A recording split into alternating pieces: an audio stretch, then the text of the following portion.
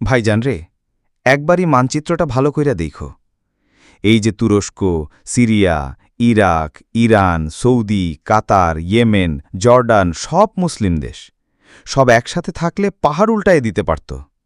কিন্তু মাঝখানে একটাই আগুন, ইসরায়েল। আর ওরা গাজারে জ্বালাইয়া পোড়ায়ও মুসলমান বাচ্চারে মারতেছে, মায়ের বুক খালি কইরা দিচ্ছে। আর আশপাশের মুসলিম দেশগুলা কি করতেছে? চুপচাপ। তেল বিক্রি করতেছে, বিল্ডিং তুলতেছে, বিলাসী জীবন লইয়া ব্যস্ত। বিরক্ত লাগে ভাইজান। এটা কি উম্মা হইল? রাসূল তো কইছিলেন, একটা দেহের মতো হও, একটাই আঘাত লাগলে পুরো শরীর কাঁপে। কিন্তু আজ তো আমরা কাঁপিও না। আমরা শুধু দেখি, চোখ মুছি আর চুপ থাকি। ইসরায়েল গুলি চালায় আর আমরা ফেসবুকে পোস্ট দেই। কিন্তু ভাইজান, একটা দেশ যেটা এখনও পিছে থাইকাও বুক চিতায় দাঁড়ায় আছে, সেটাই ইরান।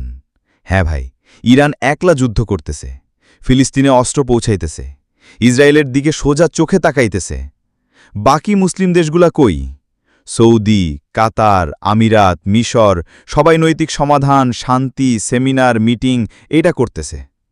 ভাইজান, এইটা শেষ জামানা না তো আর কি। এইটা সেই সময় যেখানে মুসলমান নামেই মুসলমান, ঐক্য নাই, ভাই ভাইরে চেনে না। তাই বলি ভাইজান, চুপ থাকলে আর চলবে না। গাজা এখনও পড়তেছে আর আমরা চা খাইতেছি, এটা কি মুসলমান? আসো এক হই, দুনিয়ার সামনে একবার প্রমাণ করি, মুসলমান মরতে পারে কিন্তু মাথা নিচু করে না। আর যদি আমরা এক হই, তাইলে ইসরায়েলও কাঁপবে, বিশ্বও দেখবে উম্মা এখনও বেঁচে আছে। দুনিয়া শুধু নামাজ রোজা না ভাইজান, ইসলাম অন্যায়ের বিরুদ্ধে দাঁড়ানো। চুপ থাকলে আমরাও একদিন গাজা হয়ে যাবো।